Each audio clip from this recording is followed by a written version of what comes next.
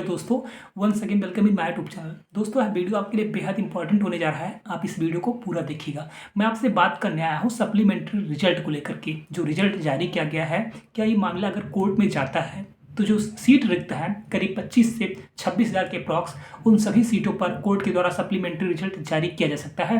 मैं आपसे इस पर डिटेल बात करने आया हूँ और ये मुद्दा अभी तक कोर्ट में पहुँचा है या नहीं पहुँचा है, इसके बारे में भी मैं आपसे डिस्कस करने वाला हूँ। दूसरी चीज़ मैं आपको बताना चाहता हूँ, बीपीएससी टीआरई 2.0 में अगर आप अपियर हुए हैं तो जितनी सीट वहाँ पे अगर उतनी सीटों पर फिर से आपको डॉक्यूमेंट वेरिफिकेशन के लिए बुलाया जाएगा तो वही चीज़ आपको फिर यहाँ पर देखने को मिलने जा रहा है। ठीक है, तो कहीं ना कहीं आप भी इसमें शामिल हो जाइए इस चीज़ के लिए। ठीक है, आप अवेयर हो जाइए। मैं आप सभी साथियों को बताना चाहता हूँ, बीपीएससी चेयरमैन साहब से मैं पूछना भी चाहता हूँ, बिहार सरकार से मैं चीज़ पूछना भी चाहता हूँ। आप सभी लोगों को पता है, जब 1,20,000 की अप्रॉक्स वैकेंसी आई तो आपने 1,20,000 को डॉक्यूमेंट वेरिफिकेशन के लिए बुलाया। आपको पता था कि सीटेट फिर इसमें पार्टिसिपेट कर रहे हैं। बहुत सारे ऐसे कैंडिडेट हैं जो पीआरटी, टीजीटी, पीजीटी, एक कैंडिडेट कई सीटों पर क्वालिफाई किया है। मैं बहुत सारे साथी ये सोच रहे होंगे कि आप पीआरटी और टीजीटी क्यों बोल रहे हैं, क्योंकि उसकी योग्यता तो डीएड है, उसकी योग्यता तो बीएड है। मेरे भाई, मैं आपको बताना चाहता हूँ, बहुत सारे ऐसे कैंडिडेट भी हैं जो डीएलएड और बीएड दोनों किए होते हैं। ठीक है, तो दोनों जगह पे वो लोग क्वालिफाई किए हैं। खासकर जो बिहार के स्पेशली हैं, ठीक है, वो लोग करीब 1,000 के आसपास ये संख्या थी। क्योंकि आप सभी लोगों को पता है 1,000 के अप्रॉक्स लोगों ने क्या किया था, अपना बीएड का मार्कशीट हटा करके डीएलएड लगाया था। आप लोगों ने देखा हुआ, तो उसमें से कम 4 से 5 से लोग ऐसे हैं जो दोनों सीटों पर क्वालिफाई किए हैं। तो उन्हीं जो 4 से 5 के अप्रॉक्स सीट पर क्वालिफाई किए हैं, उन्हीं लोगों का सप्लीमेंट्री रिजल्ट आया है, उनकी सीटों पर आया है। ना कि जो सीटेड फेल कैंडिडेट हैं उन लोगों का एक भी रिजल्ट जारी नहीं किया गया है। कहने का मतलब यह है, पीआरटी में भी अच्छी खासी सीट आपको देखने को मिल सकती है, लेकिन आयोग के द्वारा ये चीज़ नहीं किया गया है।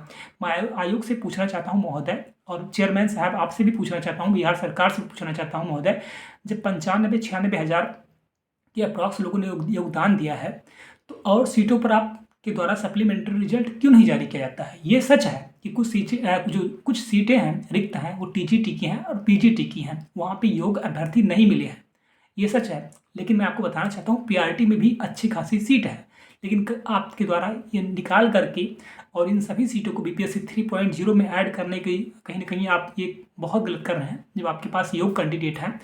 और बताइए, आपने सप्लीमेंट्री रिजल्ट जारी किया है, बहुत सारे ऐसे कैंडिडेट हैं मेरे भाई जिनका 95 डेट ऑफ बर्थ है, 96 डेट ऑफ बर्थ है, 97 डेट ऑफ बर्थ है, 98 है, यहाँ तक कि मुझे लगता है 93, 94 का भी है। उन लोगों का भी सिलेक्शन नहीं हो पाया है और वो लोग भी कहीं ना कहीं बाहर हो गए हैं। इस वीडियो को अगर आप देख रहे हैं, अगर आप डेट ऑफ बर्थ की वजह से आप बाहर हुए हैं तो प्लीज़ एक बार कमेंट करके जरूर बता दीजिएगा। अगर आप 1 नंबर से बाहर हुए हैं, 2 नंबर से, तो आप एक बार प्लीज़ बता दीजिएगा कमेंट करके। मैं आप सभी को बताना चाहता हूँ, ये मुद्दा बहुत जल्द कोर्ट में पहुँच चुका है। ये मुद्दा कोर्ट में पहुँच भी चुका है और इसको बहुत मजबूती के साथ में अगर लड़ा जाएगा तो 100% जीत होगी। जीत मैं इसलिए कह रहा हूँ दोस्तों, आप बात को समझिएगा। मेरे बहुत सारे साथी हैं जो अभी यहाँ पे निगेटिव कमेंट करना स्टार्ट कर देंगे। मैं आप सॉरी मेरे भाई, मैं आप सभी साथियों से बस इतना ही कहना चाहता हूँ, आप अगर 100% जीत आपकी निश्चित होगी। मैं इसलिए कह रहा हूँ, आपने भी देखा होगा बीएड के केस में 2 साल से बीएड वाले क्या कर रहे थे, ज्वाइनिंग पा गए थे, उसके बाद में अभी वो छट रहे हैं। अगर आपके केस में आप एथेंटिक होगा, जब मतलब सही चीज़ अगर आप लीगल तरीके से अगर आप लड़ेंगे तो 100% हमारी जीत निश्चित होगी। क्योंकि आप ऐसा कोई भी एग्जाम बता दीजिए, मैं आप सभी से पूछना चाहता हूँ, अगर आपके जानकारी में कोई ऐसा एग्जाम है तो आप कमेंट बॉक्स में जरूर बताइए कि जितनी सीट होती है उतने लोगों को डॉक्यूमेंट वेरिफिकेशन के लिए बुलाया जाता है। ऐसा होता है कभी? बिल्कुल नहीं होता है। कम से कम 1.5 गुना लोगों को बुलाया जाता है। और ये किस केस में हुआ है? जब चेयरमैन साहब को पता था कि सीटेट अपियरिंग को मैं मौका दे रहा हूँ, सीटेट अपियरिंग को मैं चांस दे रहा हूँ, तो बहुत सारे ऐसे कैंडिडेट हैं जो सीटेट फेल हो जाएंगे और इसमें हो सकता है वो लोग पास हो जाएं। उसके बाद में इनके द्वारा ये काम किया गया है।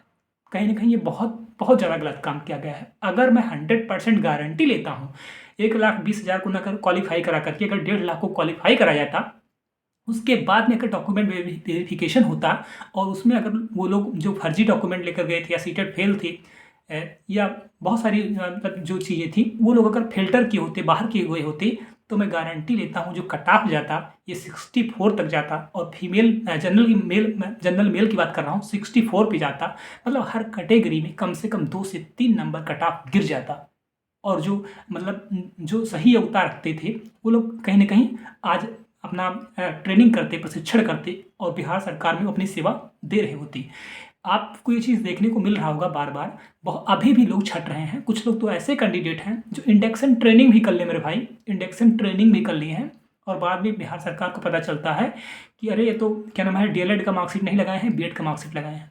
मैं पूछना चाहता हूँ बिहार सरकार से, मैं पूछना चाहता हूँ चेयरमैन साहब आपसे, आप डॉक्यूमेंट वेरिफिकेशन के नाम पे वहाँ सिर्फ खाना पूर्ति हुई है, इसका मतलब ये है कहीं न कहीं योग्य अभ्यर्थियों के साथ में बहुत ज़्यादा खिलवाड़ हुआ है, बहुत ज़्यादा खिलवाड़ हुआ है। एक बार प्लीज़ मैं आप सबसे पूछना चाहता हूँ, ये मुद्दा कोर्ट में 100% जाएगा और हम और आप लेकर के जाएँगे और मैं आपको बताना चाहता हूँ हमारी बात भी हुई है, ये मुद्दा कोर्ट में जा भी चुका है, लेकिन अभी सारी चीज़ क्लियर नहीं है, इसलिए मैं इस चीज़ को भी आपके सामने रख नहीं रहा हूँ।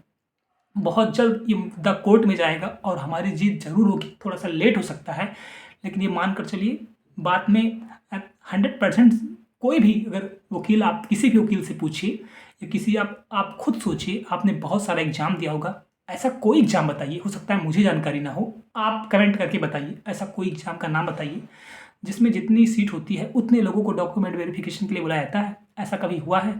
प्लीज़ कमेंट करके बताइएगा। अगर आप मेरी बात से सहमत हैं तो आप एक बार ज़रूर कमेंट करिए। अगर आप चैनल पर नए हैं तो प्लीज़ चैनल को आप ज़रूर सब्सक्राइब कर लीजिएगा और इस वीडियो को अपने सभी साथियों तक ज़रूर शेयर कर दिया करिए। Thank you so much.